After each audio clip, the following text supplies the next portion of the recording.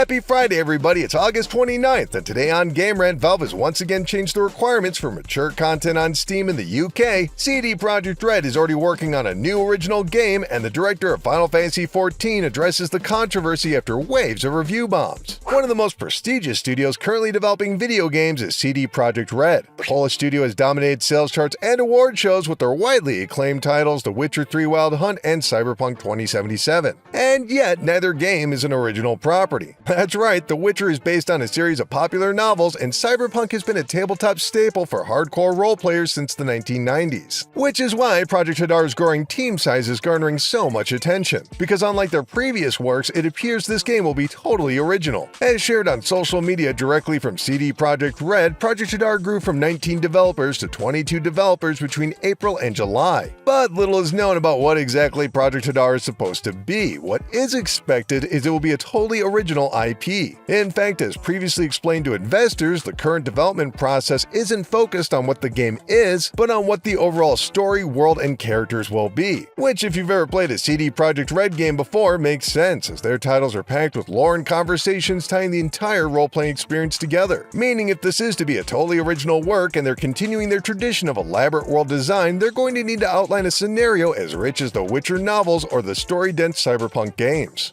The landscape of the video game industry is changing, with multiple efforts to organize labor altering the traditional dynamic of many game studios from an individual bargaining with a company and instead entering a new process as collective employees representing the workforce bargain on behalf of the union members. Even getting to that point can be several steps late into a long process, but that's why the news of Blizzard's Diablo team officially unionizing, including recognition from their employer Microsoft, is such a big deal. In a press release from the Communication Workers of America CWA Local 9510 President Jason Justice explained, quote, "Diablo workers are the latest to show that California has become a hub for video game worker organizing. What's happening here is part of a much larger story about turning the tide in an industry that has long overlooked its labor. Entertainment workers across film, television, music, and now video games are standing together to have a seat at the table. The strength of our movement comes from that solidarity," end quote. According to the CWA, the final decision totaled over 450 yes votes. It's been a strange few months for PC players, previously the Wild West of game development. Recent events have seen multiple platform holders curtail access to mature content, from some games being outright delisted on Valve's Steam platform for their themes and images, to this latest adoption of the United Kingdom's Online Safety Act. Users located in the United Kingdom will now be required to have a credit card on file to even look at a mature game store page and community hub. This is Valve's effort to streamline the compliance process. The Online Safety Act requires companies to ensure the only customers using their service for restricted material are old enough. This latest change has caused numerous companies to adopt different verification processes, but according to Valve, this one was the most logical. Quote, "In the United Kingdom, Ofcom is the independent regulator for online safety. Ofcom's guidance on the OSA states that one highly effective age assurance measure is credit card checks. This is because in the UK, an individual must be at least 18 years of age to obtain a credit card. Therefore, credit card issuers are obliged to verify the age of an applicant before providing them with a credit card. Having the credit card stored as a payment method acts as an additional deterrent against circumventing age verification by sharing a single Steam user account among multiple persons," end quote. Alright, let's get you even more game news before the weekend kicks off with a quick news blast. Naoki Yoshida, the director of Final Fantasy XIV, has directly addressed the ongoing review bombing following the banning of the Mare Synchronos mod. In a lengthy reply, Mr. Yoshida highlighted the difference between mods that allow for personal use versus mods that impact the play of others, ultimately stating he understands mods are important for PC players but requesting they respect their end-user agreement rules. It's going to be a scary Halloween for mobile fans, as Square Enix has confirmed Final Fantasy Brave Exvius and Dragon Quest The Stars will both be delisted from storefronts on October 31st. So act fast if you've ever wanted to give them a try. Ghost of Yotei has gone gold on Sucker Punch Productions' official X account. The developer revealed the news with an accompanying image of the game's iconic mask. Ghost of Yotei will be out exclusively on the PlayStation 5 on October 2nd. In an interview with IGN, developer Zeke Verrett explained the upcoming Order of the Giants DLC for Indiana Jones and the Great Circle will have the difficulty scale based on your current placement in the core game. Anyway, that's gonna do it for this video, but we'll be back tomorrow. In the meantime, why not check out Bilal Kakadi's latest all about the best games on Xbox Game Pass for the month of August. Keep clicking around here at Game Rant, and we'll see you next time. Thanks, everybody.